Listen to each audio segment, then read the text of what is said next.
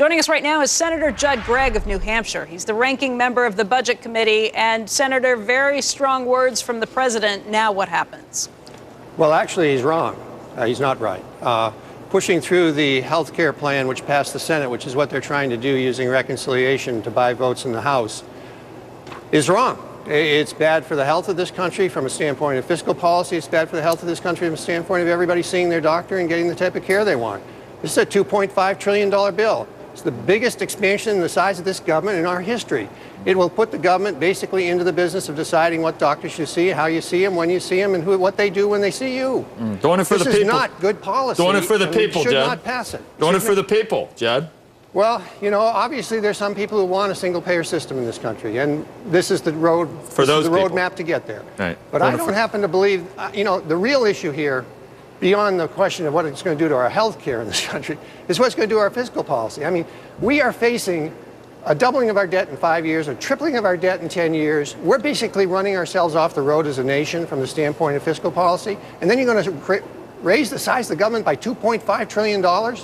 That's not acceptable, and we certainly shouldn't do it to our children.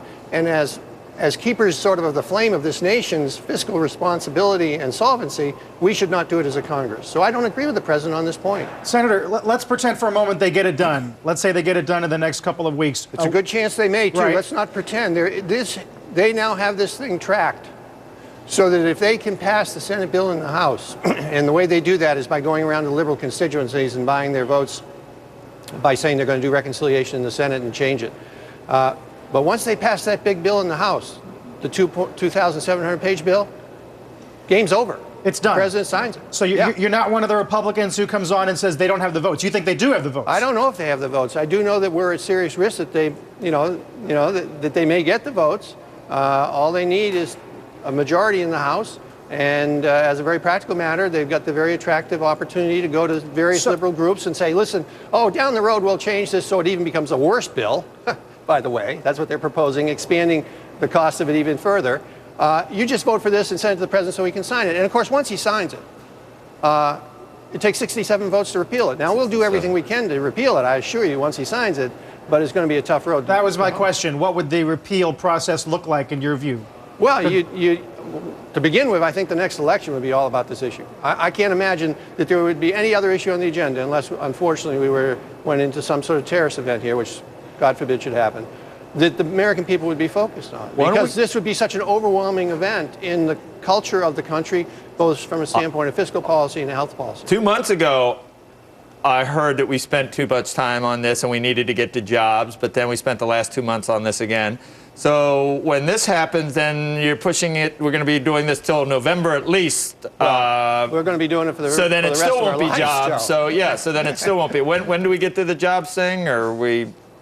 Well, that's what we should be on, obviously. I mean, I don't think the American people are crying out for the Senate health bill. I tend to think that they're saying just the opposite. All the poll numbers say that anyway, and certainly the folks who get in touch with my office say Once that. it passes, they'll like it. The argument is that they might not like the bill, but they like all the components of the bill. So once it goes into effect and you're not worrying about the legislation and you can focus on the actual bill, then they'll end up liking it. I don't think so. I think once it passes, small businesses are going to figure out how much it's going to cost them. People who have their own insurance are going to figure out how much it's going to cost them. Provider groups are going to find out how much it's going to cost them. Seniors who will see a $1 trillion cut in Medicare over the next 10 years and that money taken to create a brand new entitlement are going to figure out how much it's going to affect their capacity to buy, like, for example, Medicare Advantage, which probably won't be available. And states, governors, like I used to be, are going to just be apoplectic because they're suddenly going to find out that they got to pay for another massive number of people that the federal government's taking credit for saying they're covering with health care, but the states are going to pick up the bill. So I think you're going to find a lot of folks are going to be very upset with the actual nuts and bolts of this bill. And most Americans are going to be really upset that we're going to create a massive new entity here, which is going to have to be paid for by our kids through debt. Judd, when would we find out the specifics? When would we find out how much things would cost? And you say it would take 67 votes to repeal. How about how effective it would be to try and change aspects of that? You wouldn't need 67 votes for that. Well, I'm assuming the president will veto any attempts to change aspects of it. But that's why 67 votes is involved. But as a very practical matter, this is phased in, obviously. It's ironic the actual revenues and changes in policy that create cuts in spending, they occur immediately. For example, the Medicare cuts and a lot of the tax increases. The actual events which create new benefit structure don't occur for 4 years. That's because they had to get a proper score. So they wanted to match 10 years of revenues and spending reductions against 6 years of actual spending so that they could get a good score. So the phase-in period here will be complicated. It'll take a while. In fact, some of it is structured, ironically, to be after 2012. I can't imagine why they picked that date. After but the some election? of the most toxic parts of this bill will not occur till after 2012. Is there any strategy that's available to prevent the reconciliation from occurring? Does it really meet all of the technical requirements for reconciliation?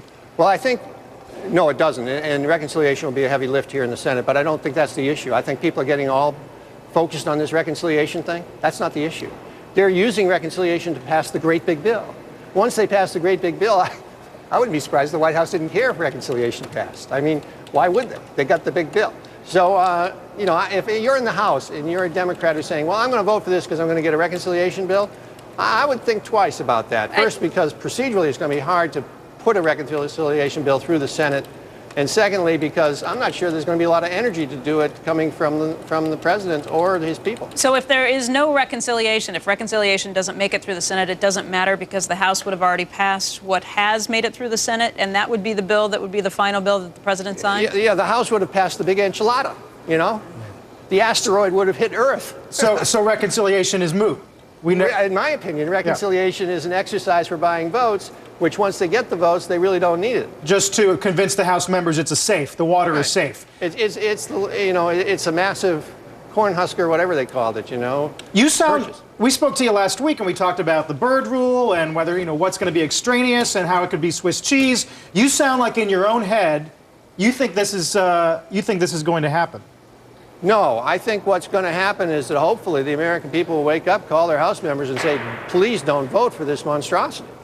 And that there should be a lot of House members on the Democratic side who would be thinking, you know, if I vote for this thing, I'm going to have to live with it right through the next election. And this isn't going to be a good thing for me to do. And so I think there's a reasonable chance they will defeat the giant bill, the $2.5 trillion expansion in government bill. On the reconciliation side, yes, it has all sorts of technical issues once it gets back here to the Senate.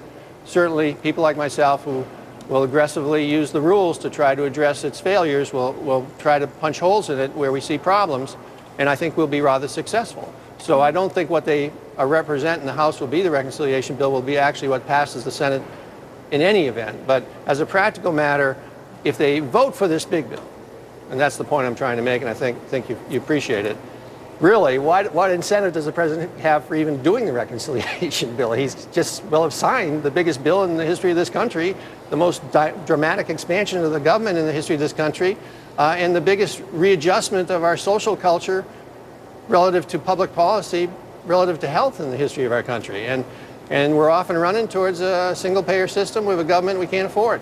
All right, Senator, thank you very much for joining us today. We appreciate your time. Thank you, Becky. Okay.